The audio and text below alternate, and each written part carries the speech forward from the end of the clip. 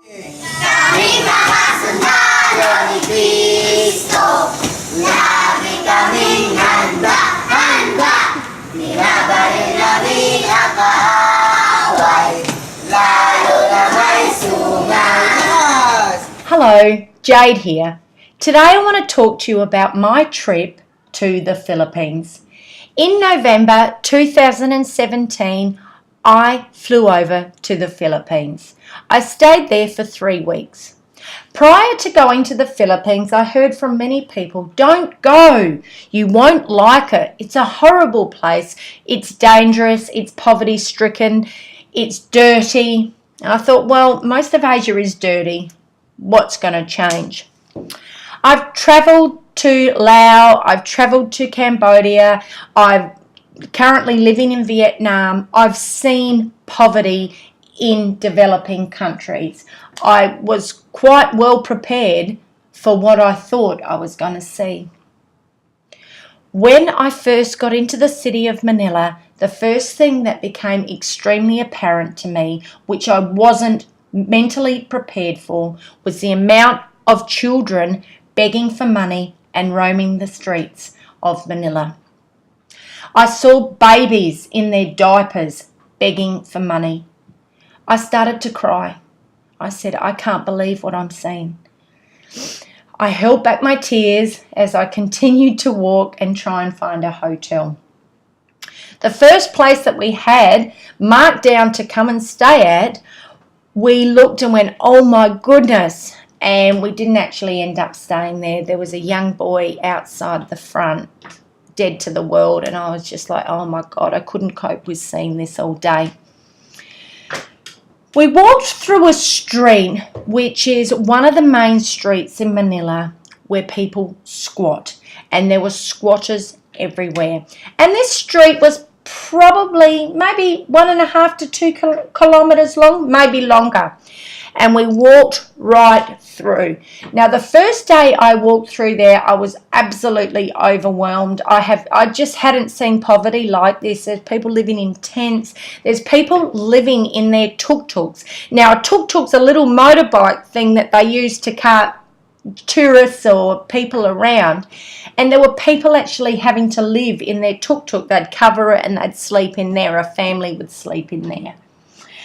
And I saw people in doorways sleeping. I saw children begging for money. I saw people so off their face because a lot of the street people sniff solvent. And I saw one particular man as I was walking down the street completely off his face with a young baby on his chest. And I gasped. I said, oh God. And this mother must have been off her face too, or either that insane, and she was just throwing rice at the baby. And I said to my partner, what world do we live in where I'm silenced and I can't say anything, I can't do anything, I'm powerless? And this is really the start of me wanting to change my whole life and start looking at devoting my life to children and what I can do for children in the world. Because the one thing I realized whilst I was in Philippines is there are so many children living on the streets. About 46% of the country is poverty stricken in Manila, in the Philippines. And out of that, about 21% are actually living as poor, and in absolute squalor. People are living on the street, people are living in doorways, people are living in little tin sheds. They squat on land, and and when I say a tin shed, it's not like a beautiful tin shed you'd see in a backyard in Australia. I'm talking they're just finding corrugated iron and sort of piecing it together the best way they can, and they call them shanties. And you see a lot of them throughout Philippines. Now, I have seen poverty throughout Southeast Asia, and I have to say the worst I've ever seen is in Manila. And it may be just because that I was ready to be faced with it, because I know there's a lot in Laos and Cambodia. But the amount of children that were roaming the street. I haven't seen anywhere else like this. And that's because most people over there are having 8 to 12 children.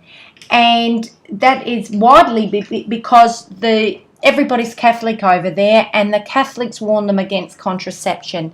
Now, the problem with warning people against contraception is the average family, if they're living on $1 a day and they've got 10 to 12 children, how do they feed these children? They don't, and these children end up on the streets, and God knows what happens to them. Children as young as 8, 9 are prostitutes. They're roaming the streets all night begging for money. They end up on drugs. They get hooked onto drugs. People put them on drugs because if they're addicted to drugs, they're going to work because they want more drugs, and it becomes that vicious cycle. So there's a lot of things that are going on in this country that are not good. And it's the solvent sniffing I predominantly saw. I didn't see any other drugs there, and I'm sure I probably wouldn't, because the government at this point in time has given people permission to shoot people on the streets if they're taking drugs. What did I notice about the Filipino people? The first thing I noticed was how friendly they are. They were such beautiful people, and regardless of how poor they were, they had huge smiles on their face. I felt so welcomed into their country. Even as I was walking down the street full of squatters, they're screaming out, "Welcome to the Philippines," and waving to me, and they were so happy. I saw families living just on the beachfront, just with a little tent over themselves, and, giving themselves a clean up in the beach or eating on the beach, whatever they got for the day, some rice and whatever. And they looked happy. And I keep seeing this over and over, that these people have nothing, yet they can still smile. And it really makes me think, what's wrong with the people in the West? They've got everything, and they're complaining. After going through the Philippines, I realised there's nothing in my life I can ever complain about. I saw, and this broke me in the Philippines. I saw a little boy, and he sprayed his hair red, and apparently it's very common. They still spray paints from places, and the kids spray their hair. He was a street kid, and he was out the front of the 7-Eleven, and I'd gone in there to get some water, and I saw him out the front, and he was looking for people to either give him food or money, and I bought him a bread roll thing and some soy milk and a piece of fruit. And I brought it out and I gave it to him, and he looked at me all strange, this white lady is handing him all this food, but he took it. The next morning I opened my curtains in my hotel room, and I saw the little boy on a chair, like a dipped in chair. And I looked and I thought, oh, the poor darling, he's fallen asleep outside. And I knew he would have been walking the streets all night begging for money. So it was about 5:36 in the morning, so he would have been tired. I saw him getting poked by a man with a stick, and I said, "Oh my God, what's happening?" I actually filmed it with my camera, and I was saying, "Oh my God, I can't believe this, what's happening?" And this other lady came up and started ripping everything out of his pockets, and I was like, "Oh my God, what is going on?" So I ran downstairs and I said to the hotel staff, "This is what's going on, blah, blah, blah." And they looked at me with the blankest face, and they spoke very good English, as if to say, well, who cares? This stuff happens every day. So yet again, I realised there wasn't much I could do. However, later on in the day, I saw the boy. When I say later on, I'm talking about an hour and a half later, so maybe 7:30 in the morning. I saw that boy and 2 other boys and a lady asleep in the alcove. And I walked over there and I asked her some question. Who are these children? Who do they belong to? Blah, blah, blah. And then she pointed to another lady, and I saw that was the lady that cleared the little boy's pockets. I thought, oh, she's the mother. She's cleared his pockets. Okay. She said, "We put the children here to sleep in the morning. We stay up, work all night." Yeah. Okay. So I went back upstairs and I cooked a big pot of rice, and I bagged all these rice up in little sections, in little 1 cup sort of sections for all the kids and the 2 adults. And I packed up some fruit, and I packed some soy sauce in, and I packed in some wet wipes and stuff like that to clean their faces and everything else, and I brought it down. And they were happy. That's one less thing they had to think about today was food. And every day whilst I was there, I brought them down food. And I just thought, I can't do anything for these people, but at least I can do something. It's probably to make myself feel better, who knows.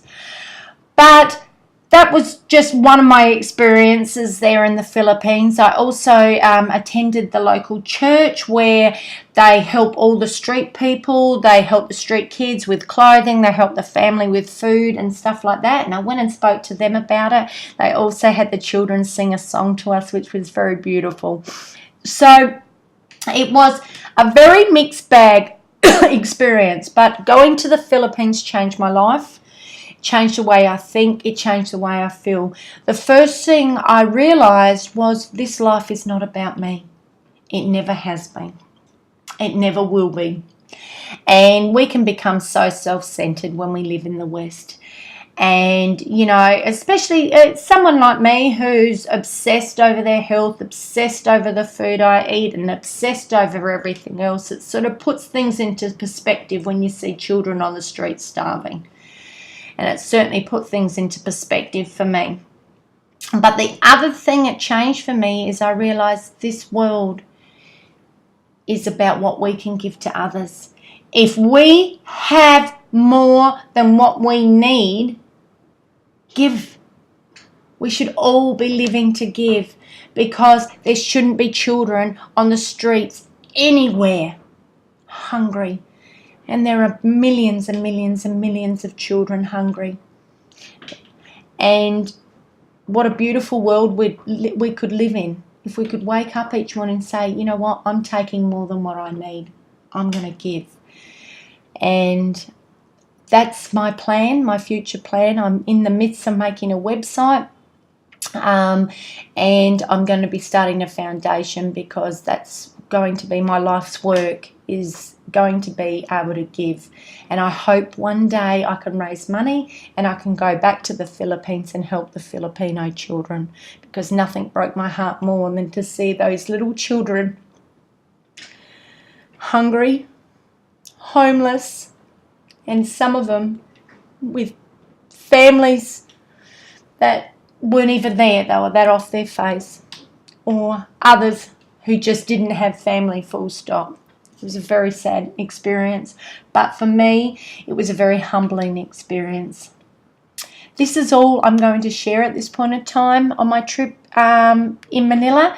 I will be in the next few days, however, showing footage of a little village I attended called Nasagbu, where I saw my friend Andrea there, and I had a wonderful time. It was a beautiful little town, and she showed me around. So stay tuned for more on the Philippines. Subscribe to my channel, leave a comment below, and most importantly, love life and live to give. Bye for now.